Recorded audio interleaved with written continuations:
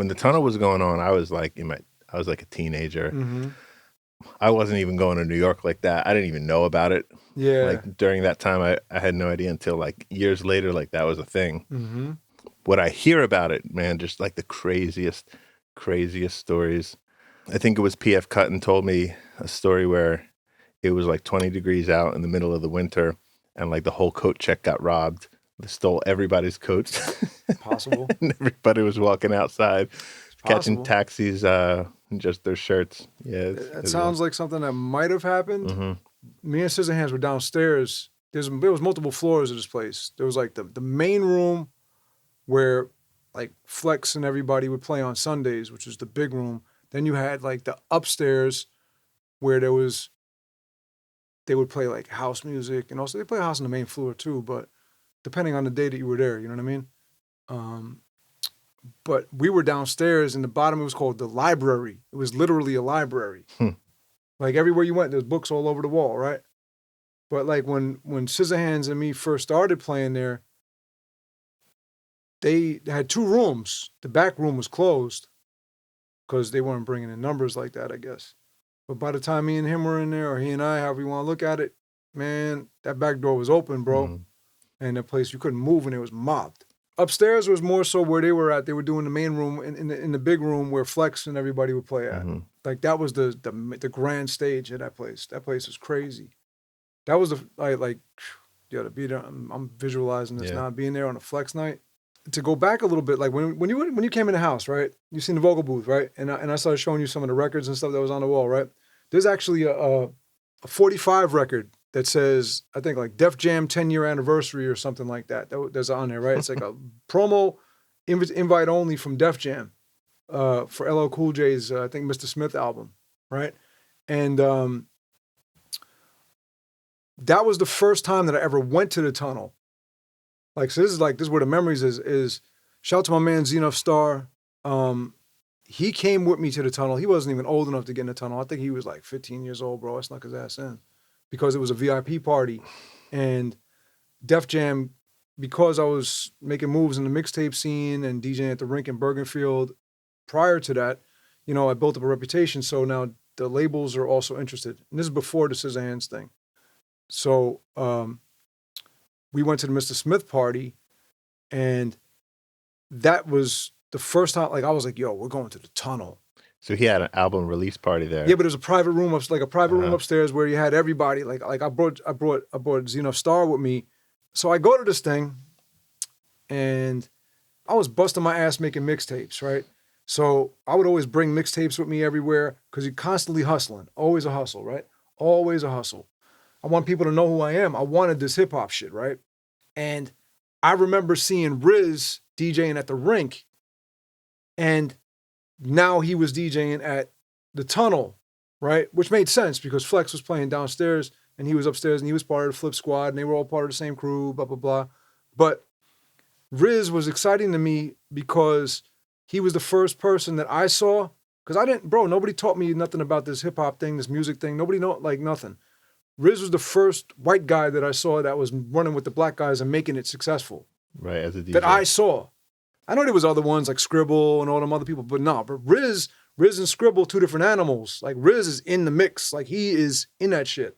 I looked at him and I was like, yo, I got to get to him. Because when he was playing at the rink, I couldn't get around him.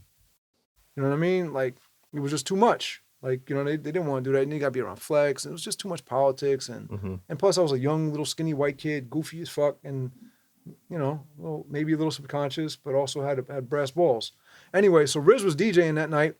And I went over to him and I was like, yo, you're fucking amazing.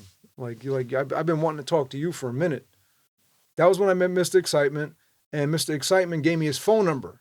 And I said, yeah, all right, I'm gonna get in this. Because Mr. Excitement, he's the plug. He's friends with this guy and he's friends with this guy. And he's giving me the time of day where Rizno and them really weren't giving me no love. Because I'm not part of their clique or whatever it is. It's okay. No disrespect. It just is what it is. Yeah. Who's this white kid from Jersey with the big glasses and an attitude problem trying to make moves? My shit. This is where it gets to. I'm like, fuck, LL Cool J there. I see him standing right there, right? I just didn't have a filter and I didn't give a fuck. I don't care who you are. So I walked right up to LL Cool J. I know that LL Cool J is a mixtape dude. Like, he loves mixtapes. Like, he always says it. Like, I did this on, I bounce and blend, whatever. He likes to blend tapes, mixtapes. So I was like, fuck it, I'm going to give LL Cool J a mixtape. Because I found out from Rob Love or one of them people that he had to go on an airplane the same night. When he was done, he was out going to California. Yeah. And I was like, well, if you're going to California, you got a Walkman. I mean, he got Walkman. I'm going to make this motherfucker listen to my tape. I remember this clearly. I walked up to him and I was like, oh, yeah. I was like, by the way, LL Cool J is tall as a motherfucker. He's a big guy. Yeah, big. And this is when he was buffed up, when he was like trying to like fucking be bodybuilder rapper. Like, he was big as fuck. And I was skinny and like big glasses and fucking trying to be too good for my own good. Like, I was trying, bro. I didn't know my place. I'm trying. Yeah. I'm trying You're just tunnel vision for what you want. Yeah, but I don't know where I don't know if I gotta be Ebonics or I gotta be me. I don't know. I just try. I was trying. You. Yeah. But I guess that was part of me because I was part of the story. Anyway, so I walked up to him and I was like, yo, you're LL Cool J. I was like, all right, dope. Not like starstruck, but like, yo, LL Cool J, dope. And I was like, yeah. I said, and then he was like, yeah, what's up, all right, whatever. And he was like, curling his lip because it's his shit. Everybody's on his dick, right? And I'm just like, I'm looking at him. And I stopped with the excitement, right? Because he was ignoring me. And I don't give a fuck who you are, bro. This motherfucker ignored me, bro. Uh-huh. And I was like, listen, I was like, yo, L, I said, listen, I said, I got a mixtape and I want to give it to you because it has your song. It was when Doing It came out. And I said, and I had Doing It on the tape. Or one of them. No, Hey Lover, I think was on it. Whatever the fuck. And I think it was Hey Lover because Hey Lover, Doing It came later. And I believe. And I was like, yeah, here, I want to give it to you. I said, because I know you like mixtapes, here, man. I said, here's my phone number. And he ignored me, bro. He turned his back to me, bro. I blacked out on his ass in front of him in his own shit. I was like, yo, I poked him, boom, boom, boom. And he turns around. I was like, yo, man. I said, what the fuck is wrong with you, bro? And his wife, what I know was there, was like looking at like, yo, who's this fucking kid? You said that? Yeah. I said, what the fuck is wrong with you, bro? I said, I'm trying to talk to you. I said, you're ignoring me, man. I said, that's not cool. Yeah. I said, bro, I'm a DJ. Mm-hmm. I said, you're an artist. You say you got love for DJ. Yo, I snapped on his ass, bro. Zeno Star's my witness. And I said, yo, I was like, yo, you got love for DJs, but why the fuck you ignoring me? It's because I'm white? What is it? White guy, black guy thing? Come on, man. We ain't here for that. You're saying all this? Right to his face. Crazy. Bro, I snapped because I went crazy, right? But not like in a violent way. No. I need clarity, bro. Like, why are you ignoring me? You're talking to everybody else that don't look like me. So I'm starting to feel a certain kind of way, right? And then his wife pulls him over, and I guess she snapped on his ass in his ear, whatever she said to him, or whoever the girl was. I guess it was his wife that was with him. Bro, he came back and now he want to talk. Now he's being nice. Because I guess she saw that. She was like, yo, why are you doing like? Yeah. Why are you acting this like, way? why are you like, yo, he's doing it. And then now he's being nice, right? So then I gave him a number. I talked to him and I was like, listen, man, here's my phone number. I said, look, here's my mixtape. I said, I'm sorry, man. I said, I just felt upset. I said, because I said, I respect you. I said, but you gotta remember, man, we the DJs. Without us, you ain't shit.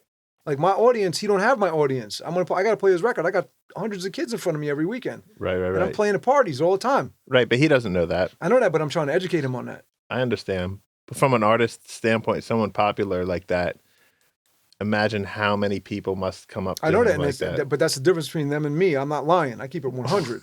Well, he doesn't know that. I know that, but nobody does. So you can understand why somebody would be like another, Yeah, but but you can't do that because this was an invite-only party. You were only able to be there. It was a small group of people. It wasn't a lot of people. Right, so you have to know somebody. Yeah, and I had the laminate, and I had the pass, I had the fucking, nah, man, don't do that to me. Right? So anyway, then he's nice to me, and or whatever, and he takes my number, and I said, call me. I said, call me after you listen to the tape. I just want to know. He didn't call me. We'll get to that another day, another part. Okay. But anyway, he didn't call me. I did see him again though. Yeah. But anyway, he said, nah, man, I really appreciate it. And he apologized. He was like, yo, man, I'm sorry if I was like, whatever. And I said, thank you. That's all I wanted, man. I said, I'm sorry. I get like, after that, I was like, all right, cool. And Cho was looking at me. He was like, yo, man. I was like, yo, fuck it, bro. I mean, like, I'm here for this shit. I love this shit. I love his music. I love everything. But I can't give you the love and not receive the love. Let me get that. I deserve it. I bought your shit. I paid for your records. Just now I get it for free, but I paid for it then. Fuck out of here. That's been my mentality since. Yeah.